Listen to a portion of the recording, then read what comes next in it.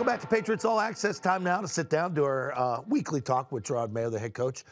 Quick thoughts on the game against the Colts for you. Like, what was your takeaway? Yeah, I would say offensively is one of our better games. Obviously, the red area was disappointing, but as far as moving the ball through the air and also running, I thought those guys did a great job. Just like we say, like, we can't run the ball, starts up front. When we can run the ball, starts up front. And I thought Layden and the rest of those guys actually had a pretty good game. It was encouraging to see what those guys were able to do. Defensively, no, it's all good. Defensively, we just got to be better. We have to be better.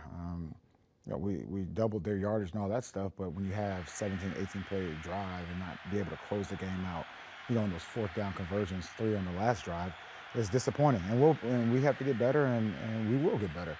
And I would say special teams wise, obviously we missed the one short field goal, and at the end there it was close, but just didn't get it done. And you mentioned the offense, one of your better days. Drake said it after the game. We felt like we're becoming dynamic. I mean, I remember calling it, and there's 6 different guys that had 3 catches. That's right. That's trending upward for you guys, right? It is, and I would say, the tight end room has been a strength all year, and I feel like the chemistry between Drake and all of the tight ends is definitely a huge piece. I would also throw, Bell in there, 88. I think he's done a good job, and he's grown, like throwing him in the same bucket as Layden. Bell's making contributions on special teams and offensively, which is encouraging to see. But overall, this game came down to the red area and really not taking advantage of sudden change opportunities. The defensive issues, too, it's got to drive you nuts. Yeah, 100%. It drives me nuts. And again, especially that last drive, not being able to make a stop is unfortunate. Gonzo gets the pick. You look at the clock, and I'm staring at it, okay, we got 7 and change there.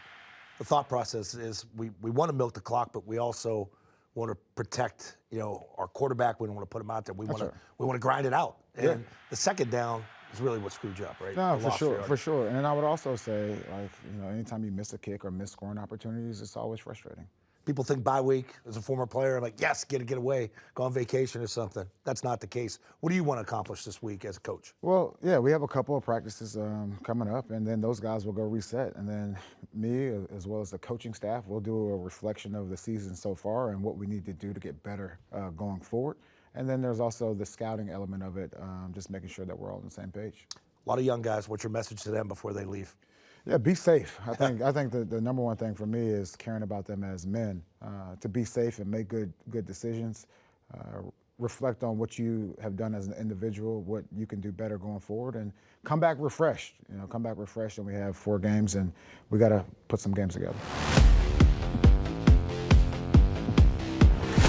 All right, it's time now for Ask Me Almost Anything. This comes from Mike C. Hey, it's that time of year.